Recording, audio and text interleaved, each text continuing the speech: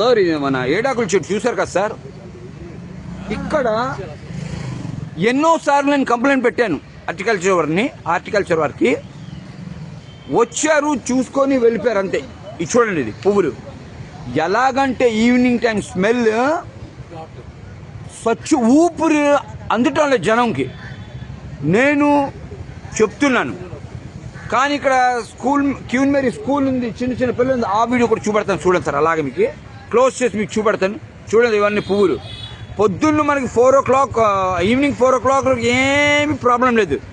ఎప్పుడైతే 5 o'clock అవుతుందో అప్పుడు స్టార్ట్ అవుతుంది సార్ ప్రజలకి ఇబ్బంది. ఎందుకంటే నేను కూడా ఈ ఏరియాలో నివసిస్తున్నాను. బైక్ మీద నుంచి వెళ్తుంటాను, స్కూటర్ మీద నుంచి. ఈ స్మెల్కి ఊపిరి అందడం లేదు మాకు. ఆల్రెడీ 15-20 days నుంచి నేను ఈ వీడియో వేస్తున్నాను, కానీ దేర్ ఈజ్ నో యాక్షన్. ఎవ్వరు కూడా యాక్షన్ తీసుకుంటాం లేదు.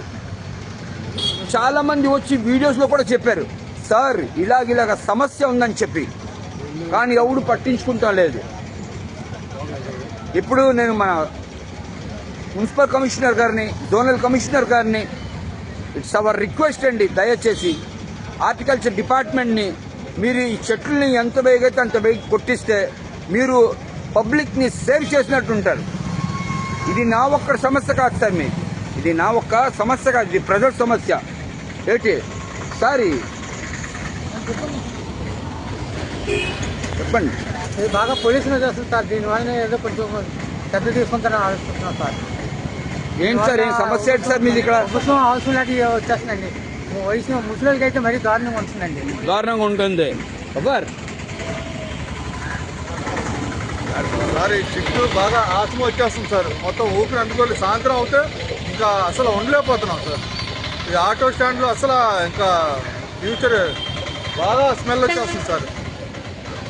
ఓకే సార్, చూస్తున్నారు కదా సార్.